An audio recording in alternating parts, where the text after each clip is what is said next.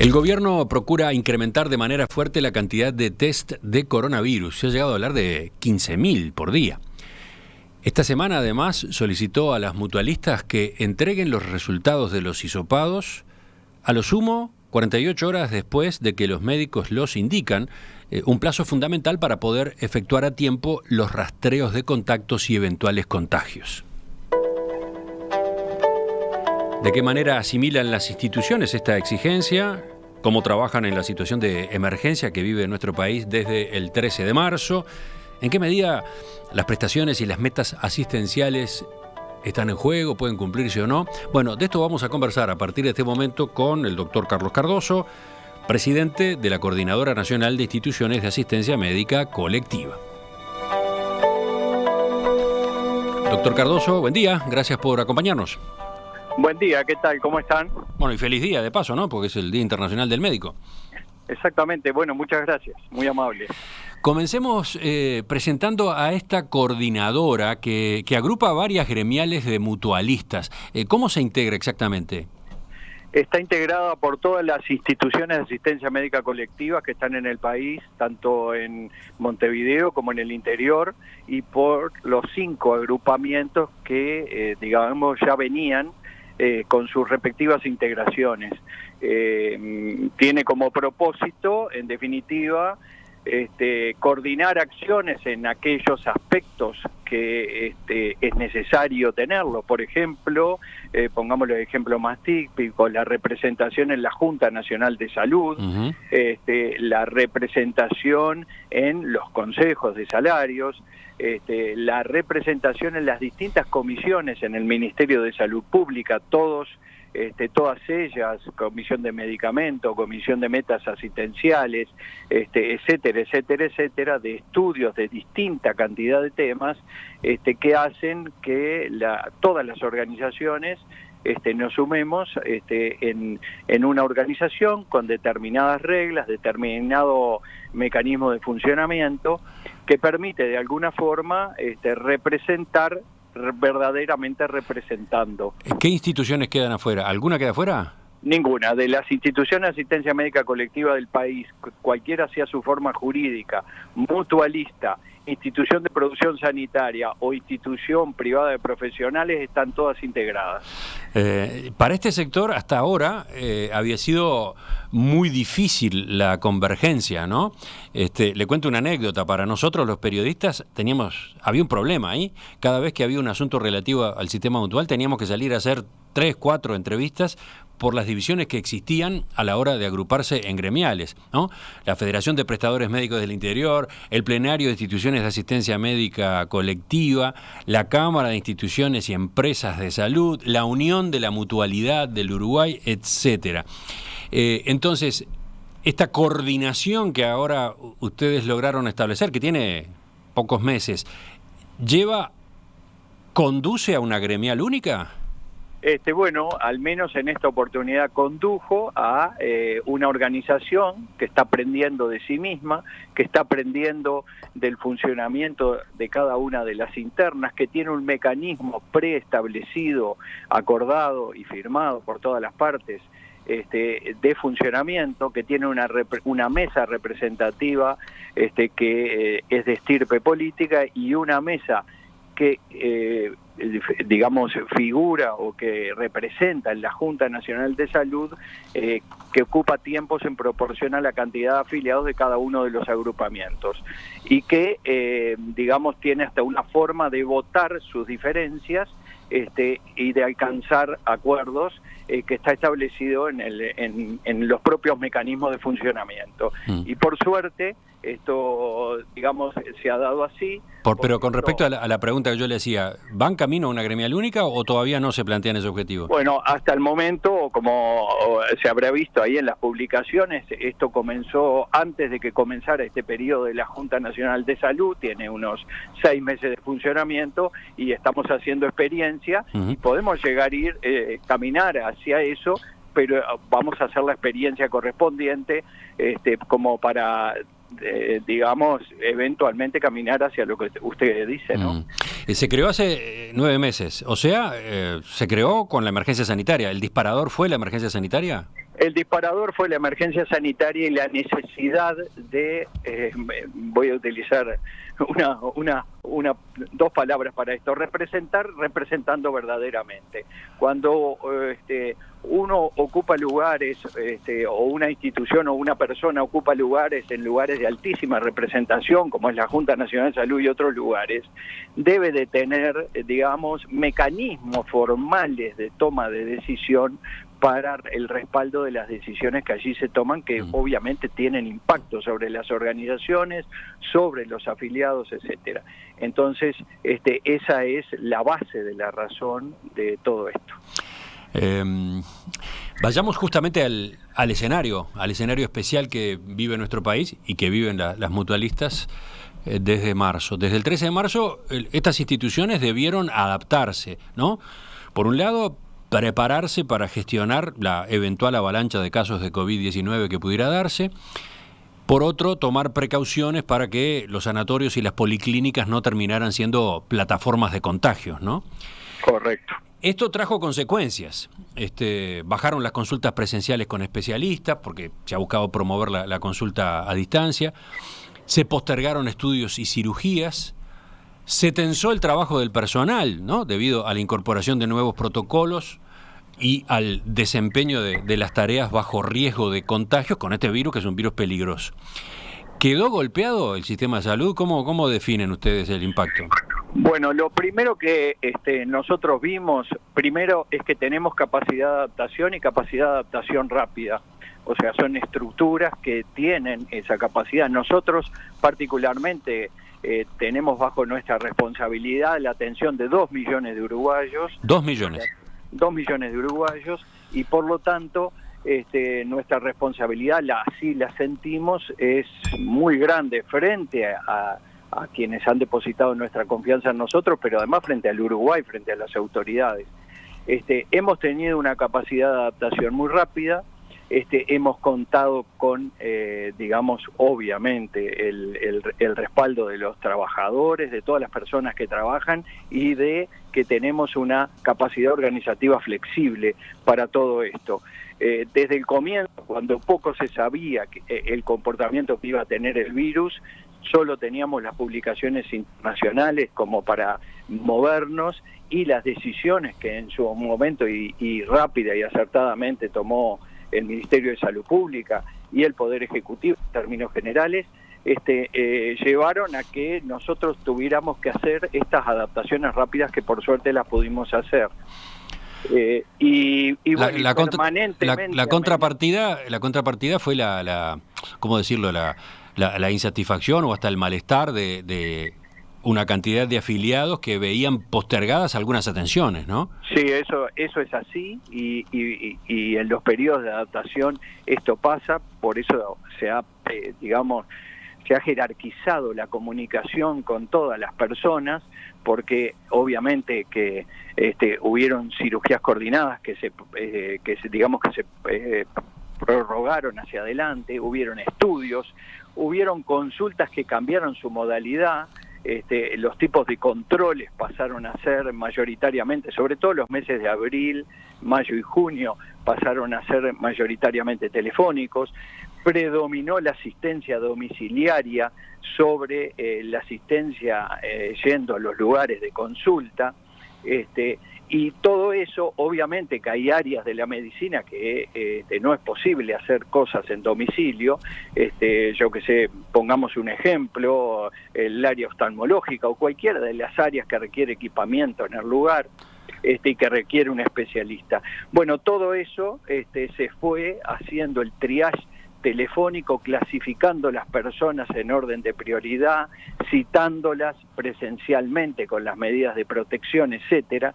Surgió nueva normativa desde el Ministerio de Salud Pública y la Dirección General de la Salud, toda se ha aplicado en todas las instituciones del país. Sí, porque el sistema fue cambiando, ¿no? El régimen fue cambiando. Exacto. En marzo se recomendó la interrupción de las policlínicas presenciales, procedimientos quirúrgicos y estudios diagnósticos, justamente para contribuir al freno del avance de la pandemia. Recuerdo hoy una nota acá en Búsqueda, pero después, 2 meses más tarde, hubo otra ordenanza para que las instituciones regresaran progresivamente a realizar procedimientos quirúrgicos y estudios diagnósticos intervencionistas. Da la sensación de que no han podido ponerse al día todavía, ¿no?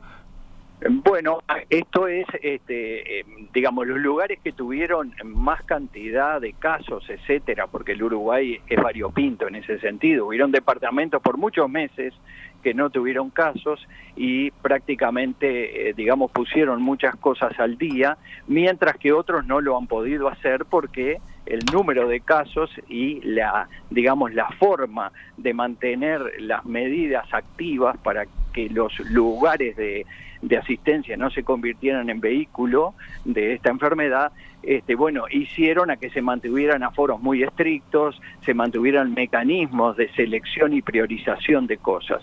Entonces, esto es variopinto. Hoy, yo le quiero poner un ejemplo. Hoy, yo que sé, ustedes mismos lo decían al principio del programa, el departamento de Rocha está entrando en naranja, pero sin embargo es una zona sola, que es el Chuy, no es todo el departamento. Uh-huh. Entonces, todos esos detalles, o sea, todo digamos, el análisis de cada lugar es lo que hace a las medidas que hay que tomar en cada lugar de forma tal de prevenir la difusión de la enfermedad, proteger a los afiliados, proteger a las instituciones en su funcionamiento, pero además seguir haciendo la urgencia y la emergencia como corresponde.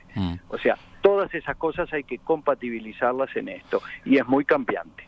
Bueno, y para terminar un balance rápido de estos meses, cuando se observa los buenos resultados que Uruguay tuvo en la primera etapa de la emergencia sanitaria, cuando se buscan las causas, suele mencionarse como una de las fortalezas de nuestro país la existencia del Sistema Nacional Integrado de Salud, ese que se creó por ley en el primer gobierno del Frente Amplio, que integra NACE y las instituciones privadas, los prestadores privados.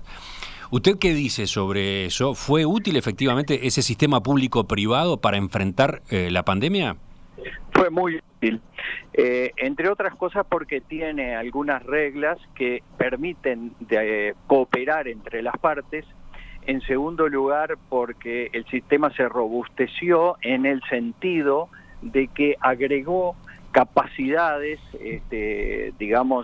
capacidades de escala. Ingresaron mucho más personas al sistema como tal, con un sistema de relacionamiento entre las partes bastante arreglado.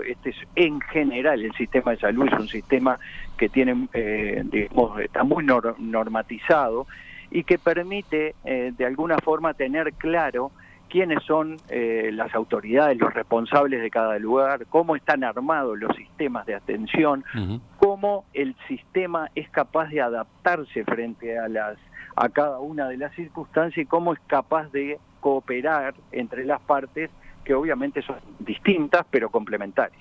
Sí, se lo pregunto porque el sistema mismo fue muy discutido en su momento y fue discutido también, ha sido discutido desde que se implementó en su marcha, en su puesta en marcha. Ha habido crujidos, ¿no? Ha habido problemas, ha habido discusión, ha habido reclamos, etcétera. Todo eso, el FONASA, todo ese sistema fue asentándose, pero no exento de polémica. Por ahí venía mi consulta, ¿no?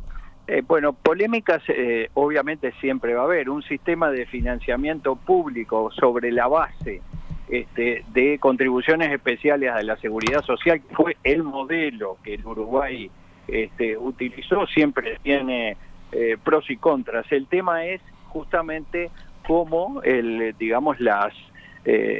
los sistemas estos hacen posible que existan sistemas robustos con capacidad de dar respuesta. Este es un modelo que tienen casi todos los países occidentales democráticos del mundo, y que ha mostrado con distintas con las características de cada país y la idiosincrasia de cada país, fortalezas frente a problemas, no solo a los problemas habituales de salud y a los problemas de la población, sino además frente a los problemas puntuales, como puede ser de la pandemia, y que Si no existieran, obviamente, la situación de enfrentar, digamos, esto sería notoriamente peor, bueno, eso no hay duda.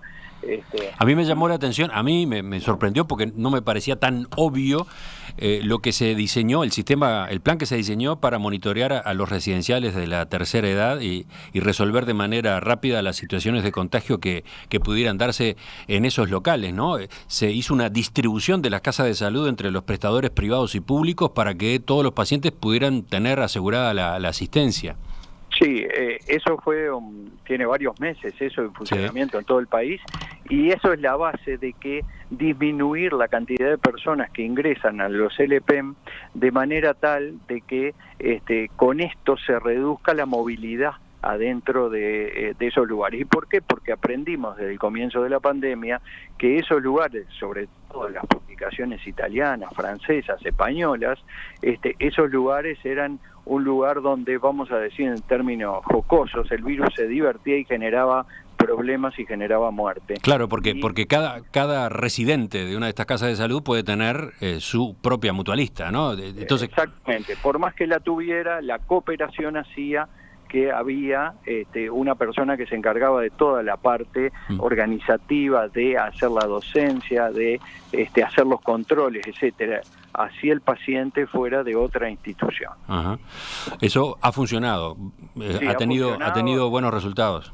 Ha funcionado adecuadamente a los objetivos que se buscaban, pero además de ello hay que recordar que los riesgos de brote, básicamente, y sobre todo en aquellos momentos que se generaron, estaban vinculados, digamos, primero a los LPM, en segundo lugar a los departamentos con frontera seca, a los centros educativos más de adultos que de niños, y entonces de ahí fue que se fueron ideando situaciones y cooperando en las soluciones para hacer un control de la pandemia. Hoy sabemos mucho más de lo que sabíamos en aquel momento, ¿no? Uh-huh. Estamos en la entrevista central con el doctor Carlos Cardoso, presidente de la Coordinadora Nacional de Instituciones de Asistencia Médica Colectiva.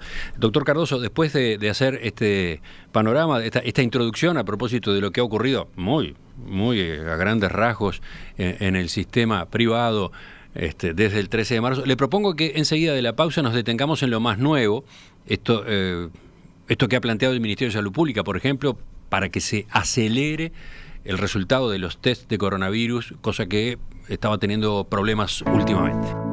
Estamos conversando esta mañana en la entrevista central en Perspectiva con el doctor Carlos Cardoso, médico intensivista, presidente de FEPREMI, la Federación de Prestadores Médicos del Interior, y presidente de la Coordinadora Nacional de Instituciones de Asistencia Médica Colectiva, que termina representando a todas las instituciones, que se creó en el mes de marzo.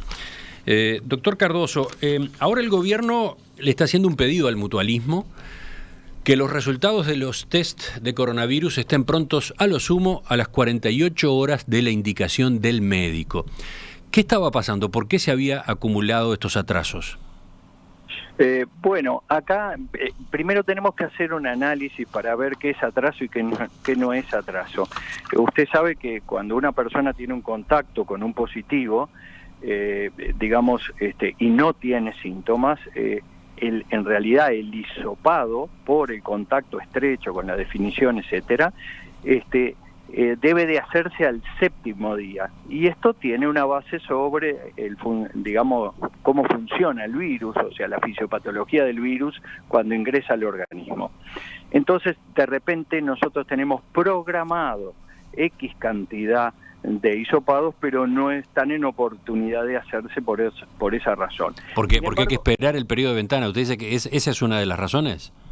Esa es una de las explicaciones de los casos que no se han realizado y que están esperando el día digamos, de oportunidad para realizarse. De oportunidad quiere decir el día que corresponde.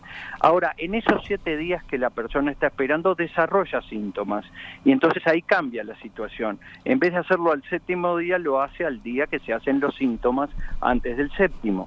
Entonces, una persona que está coordinada, por ejemplo, para hacerse mañana, de repente hubo que hacérselo ayer porque le aparecieron síntomas en la espera de estos días. De todos modos, incluso en esos casos hay atrasos. Hace pocos días en el programa poníamos el caso de un oyente que nos mandaba su testimonio, un oyente de más de 70 años que decía, me estoy sintiendo mal, realmente mal, y llevo ya un par de días así. Los síntomas se parecen a los del COVID y sin embargo no logro que mi mutualista venga a hacerme el hisopado. Lo he planteado por distintas vías y eso no ocurre, ¿no? Bueno, yo no, digamos, cada caso individual realmente no le podría contestar, sí, entiendo. pero puede suceder perfectamente eso. Yo lo que quiero explicar es que esta parte que es la preanalítica, que tiene una oportunidad, un momento, que existen normas, que existe para eso, es que existen los teléfonos COVID de las instituciones para que haya comunicación entre la institución y el afiliado, además para que se explique y se escuche las dos cosas, todo esto que empieza a conformar la gran casuística de la cuestión. Que habían algunos atrasos, tanto en la extracción de muestras, tanto en el sector público como en el sector privado, totalmente cierto. No eran, obviamente, después de hacer todo el desglose y el análisis de los casos, no eran tal vez tan importantes, pero sí existían. Para eso, en un ambiente de cooperación con el Ministerio de Salud Pública, fue que se desencadenó el mecanismo que ustedes vieron. A ver, antes de entrar en ese mecanismo, ¿ustedes tuvieron una reunión el martes con autoridades del Ministerio mismo? Sí, hubo delegados de las instituciones, las direcciones técnicas, tuvieron una reunión con el ministro de Salud Pública, donde se conversaron estos aspectos y además se solicitaron aquellos listados de los posibles atrasos, porque ahí fue cuando se vio que, bueno, lo que habían eran programaciones, pero de repente los atrasos eran menores. Y entonces ahí fue que se salió... ¿Y lo que se les planteó fue un pedido o fue una exigencia? No, corresponde que estén los resultados en 48 horas. También corresponde comprender que cuando hay un aumento exponencial de los casos, por un lado, y por el otro lado del número de contactos, porque son las dos cosas que están aumentando, todas las organizaciones tienen que adecuar bien rápidamente la capacidad para ello. Expliquémonos mejor. Antes teníamos, hace 3 semanas, 4 semanas, un positivo y 12 contactos para testear. Ahora estamos teniendo un positivo en mucho mayor cantidad, pero 50 contactos para testear por cada uno. Entonces, primero, los laboratorios han pasado a trabajar 24 horas en biología molecular, que no es nada sencillo porque hay que tener la gente obviamente capacitada y además todo el equipamiento disponible. Todo este equipamiento es importado, los kits también son importados, no existe producción nacional más allá de lo que hace el Instituto Pasteur para el sector público. Entonces, todas estas cosas tienen, digamos, todos estos periodos de adecuación fundamentalmente cuando se sucede un crecimiento exponencial de los casos. Esa es una cara del asunto. La otra es la que el Ministerio ha argumentado. Resulta fundamental, sobre todo si se está complicando la cosa, que el rastreo de contactos y eventuales contagios se haga lo más rápido posible, ¿no? Que no se pierda tiempo, ¿no? Es en el tiempo que debe ser también, o sea, el rastreo es absolutamente imprescindible y además de ello también es imprescindible saber en el contacto cuánto y en qué día es oportuno hacer ese hisopado, porque no se puede hacer en cualquier momento. Sí, lo que hablábamos hace un rato. La fisiopatología del virus no va a cambiar por la voluntad, entonces ahí es donde, digamos, hay un detalle muy importante a tener en cuenta, y cómo eso puede cambiar por aparición de síntomas. Y después está el tema del personal de salud, porque tener un contacto no significa necesariamente hisopar, o sea, el personal de salud que atiende positivos y si usa correctamente las medidas de protección personal según la situación, o sea, aquella que tiene aerosoles determinadas medidas y aquella que no tiene otras medidas, no tiene por qué estar hisopándose por esa razón, ¿me explico? Sí. Entonces existe toda una serie de detalles y aplicaciones para todas las situaciones, pero también existe una cosa que ha aumentado muchísimo en las últimas 3 o 4 semanas, que es la comunicación con el afiliado, porque no tiene por qué saber todas estas cosas, es absolutamente entendible. Y yo entiendo, y todos entienden, que una persona que se la manda a cuarentenar, que queda en su casa, que eventualmente no va a trabajar, obviamente tenga ansiedad por salir lo más rápidamente posible de esa situación cuando se siente bien. Pero hay tiempos y hay cosas que hay que esperar igual, porque el virus no va a cambiar su fisiopatología por eso. Y eso hay que explicarlo. Hay que explicarlo, reexplicarlo, comunicarse, etcétera, hacer todo el trabajo que hay que hacer con respecto a eso. Bueno, entonces se empezó a trabajar en 2 planos. Uno, el sacar el atraso acumulado, ¿no? Exacto. Y para eso se implementó este acuerdo con la patronal de taxis, del que hablábamos ayer, dábamos la noticia ayer. ¿Usted lo puede explicar? Sí, es bastante simple. Esto es para Montevideo, básicamente. Sí. Si bien hay casos en los departamentos fronterizos, con Brasil, también en Colonia, pero digamos en un número importante, ¿no? Pero esto se aplicó para Montevideo, que era donde básicamente había casos de atraso, tanto del sector público como privado, en 1 o 2 días, a lo sumo 3, iba a quedar al día, o sea, se salió a hacer los testeos a domicilio y hacer una distribución en todos los laboratorios de biología molecular disponibles, o sea que tenían capacidad para recibir esas muestras. El número de atraso propiamente dicho yo no lo tengo exactamente, pero seguramente es menos de 300. Pero, y para eso es que se utiliza los taxis, ¿no? O sea, si entiendo bien, se evita tener que estar mandando personal de la salud a los domicilios de las personas. Eso sabemos que requiere cantidad de empleados con todos los equipamientos del caso, etcétera.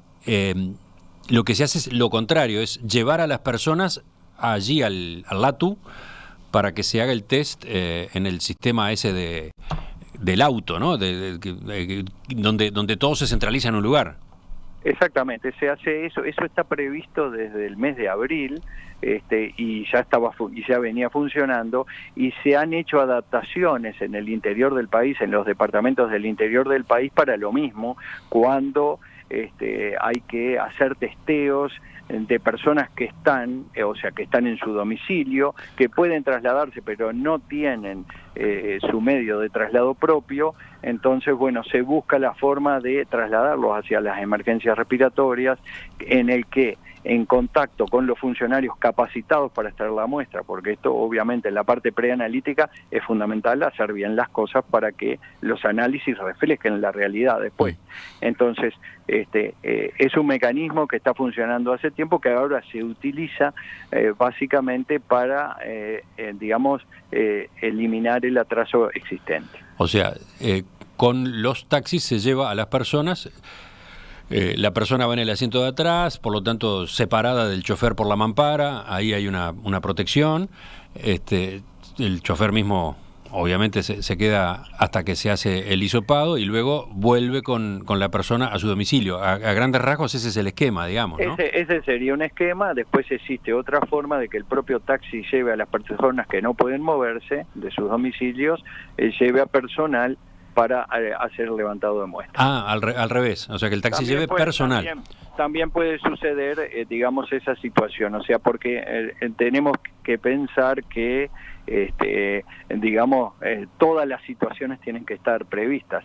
No todas las personas tienen capacidad o movimiento para poder, que sean conducidas en un vehículo, ¿no? Uh-huh. Sí, acá desde la audiencia me acotan que el sistema del autotest no existe solo en el LATU, no es solo el de ATGEN, el CASMU, por ejemplo, tiene acá en Montevideo también, ¿no? El CASMU también tiene, y después, que ya le decía, casi todas las emergencias respiratorias de todas las instituciones pueden recibir autos que toman la muestra con la persona dentro del auto, no se baja. Bueno, pero ¿y de ahora en adelante? De ahora en adelante, porque una vez que se solucione el atraso, la bolsa de atraso, de ahora en adelante, ¿qué seguridades hay de que se va a poder cumplir con esta aspiración que les propuso el Ministerio de Salud Pública? Bueno, acá tenemos varios aspectos. En el aspecto, digamos, de comunicacional con la gente, para que la gente no sienta de repente que está esperando sin saber por qué, se ha aumentado la cantidad de personas que trabajan en las líneas de atención de COVID en las instituciones, primer aspecto. El segundo aspecto, se ha aumentado la cantidad de, digamos, de lugares donde se puede hacer la parte preanalítica, o sea, extracción de muestras, ya sea concurriendo a los domicilios o de otra forma, digamos, haciendo que las personas que tienen capacidad de movilidad concurran a los lugares donde se extraen las muestras. Y después viene la parte propia analítica de los laboratorios en sí, de los cuales están los laboratorios de las instituciones por un lado y los laboratorios que no están vinculados directamente a las instituciones.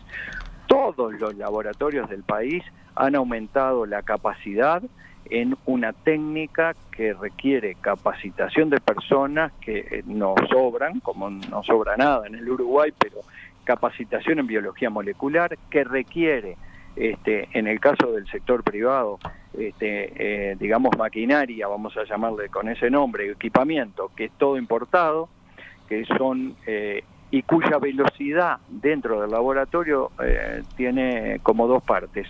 Una primera parte que es la máquina de extracción de muestras, vamos a llamarle, que existen máquinas manuales y automáticas. La automática tiene menos tiempo, eso es sacar el virus de adentro de la célula.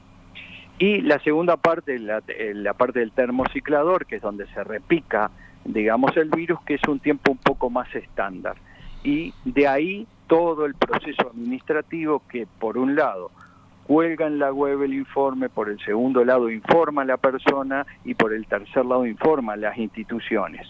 Entonces, de esa forma, en estos momentos y en estos tiempos, creo que con los dos tiempos, actualmente, un tiempo de 24 horas que tiene que ver con el día de extracción de la muestra, y en segundo lugar el tiempo analítico propiamente dicho, es algo que mientras no haya un desborde muy excesivo de casos se puede cumplir. Obviamente que esto tiene, lo que ustedes hacían referencia hace un rato en el programa, la entrada, digamos, de cantidad en relación a la cantidad de habitantes, de la cantidad de casos.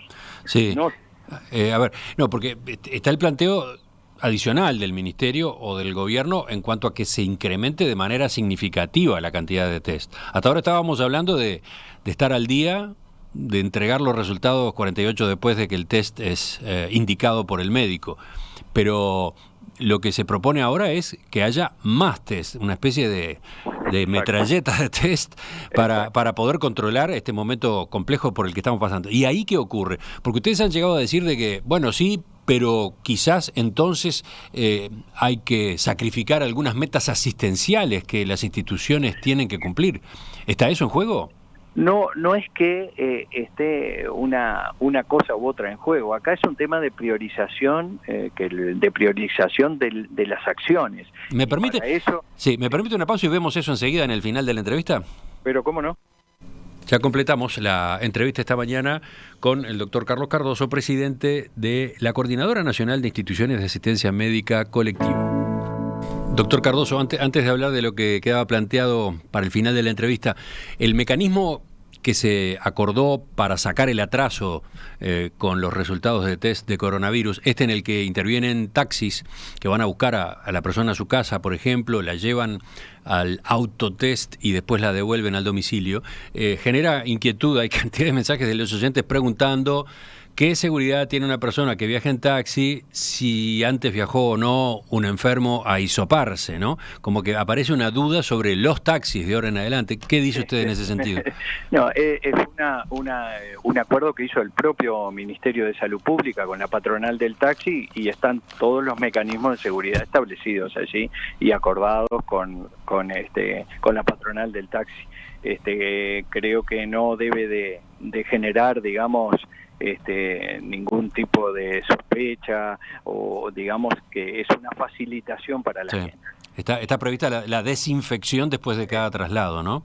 Sí, esto obviamente tal vez a la doctora Karina Rando podría hacérsele esa pregunta, pero uno tiene pensado que tiene todo previsto esto, porque así ha funcionado. Doctor Cardoso, ¿efectivamente el gobierno piensa llegar o maneja el número ese de 15.000 test diarios eventualmente?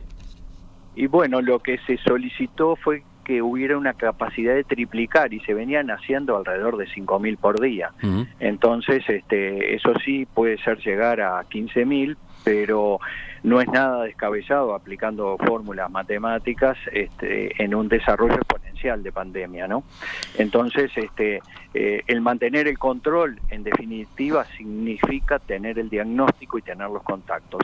Esta es la base del manejo de esta pandemia mientras no exista un mecanismo que evite la circulación del virus a través de la inmunidad de las personas, ya sea por haber tenido la infección o por las vacunas. Uh-huh. Y entonces, ¿pueden las instituciones de asistencia médica colectiva del sector privado participar de ese esfuerzo? ¿Cómo es esto de que deberían incumplir, debería aceptarse que no se cumplieran algunas metas asistenciales?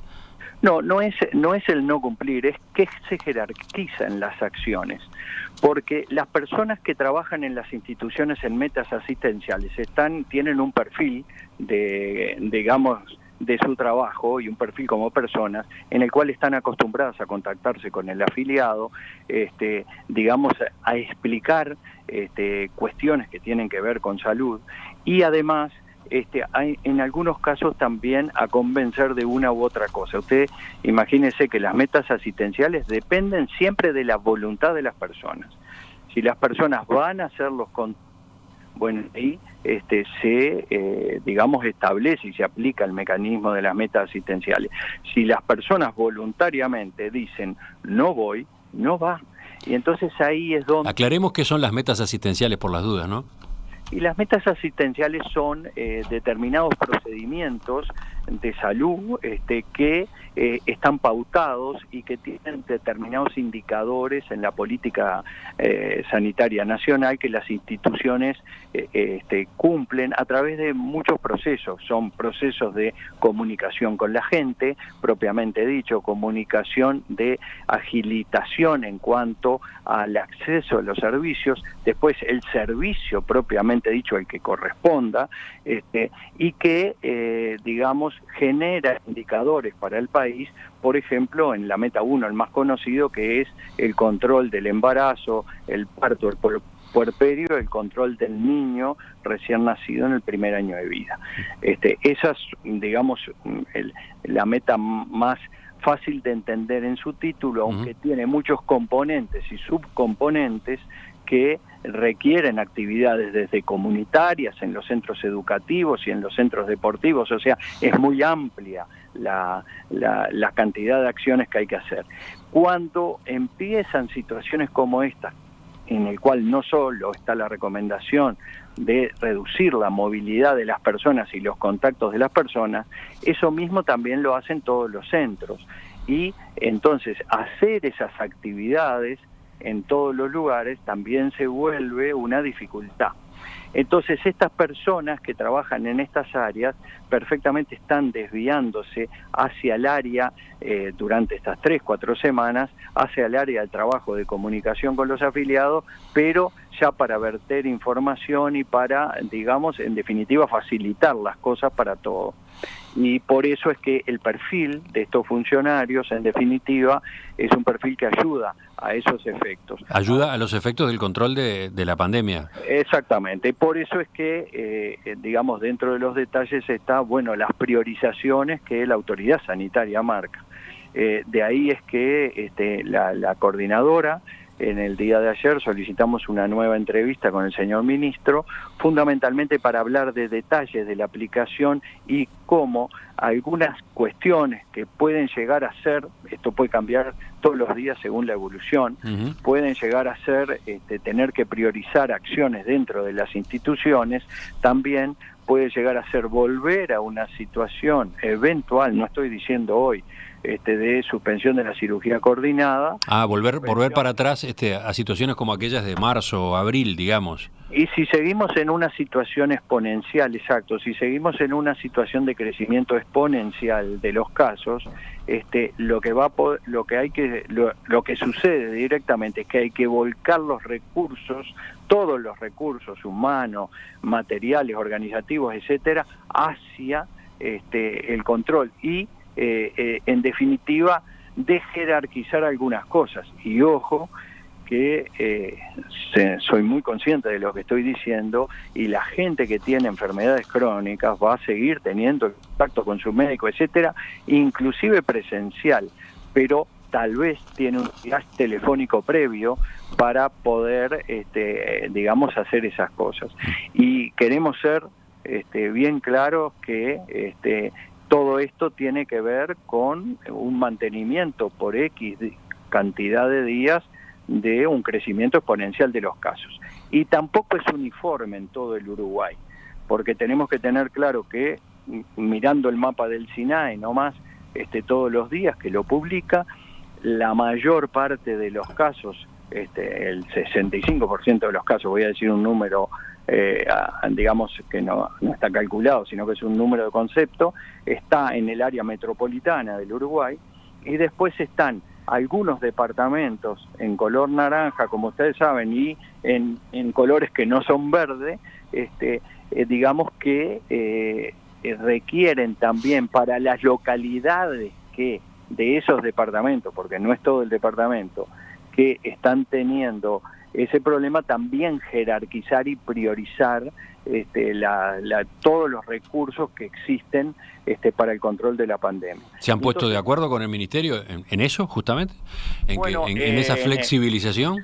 Bueno, en el día de ayer, por ejemplo, hubo una reunión con el señor presidente de la Junta Nacional de Salud, justamente por el tema metas, que ya había sido planteado el día anterior al ministro, que fue una reunión muy buena.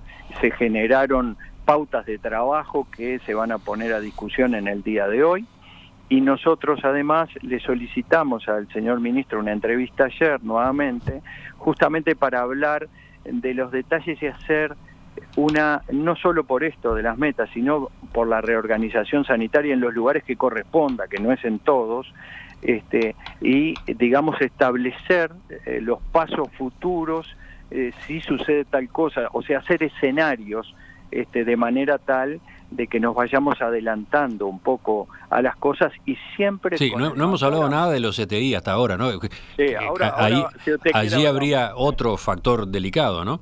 Exactamente, pero como esto es un ambiente colaborativo y es un ambiente además en el que se discute sobre la base no de opinión, sino más bien de información, y la toma de decisiones está con la información, no hay mucha opinión, digamos, despegada de la información, es que es muy importante mantener todo este contacto que el Ministerio ha tenido y que nosotros tenemos con él, obviamente. Doctor Carlos Cardoso, presidente de la Coordinadora Nacional de Instituciones de Asistencia Médica Colectiva, le agradezco su participación esta mañana en Perspectiva. Seguimos estos temas, volvemos a conversar en cualquier momento. Bueno, muy bien, muchas gracias y a las órdenes. Hasta pronto. Hasta pronto. Ya nos vamos en busca de la tertulia de este jueves.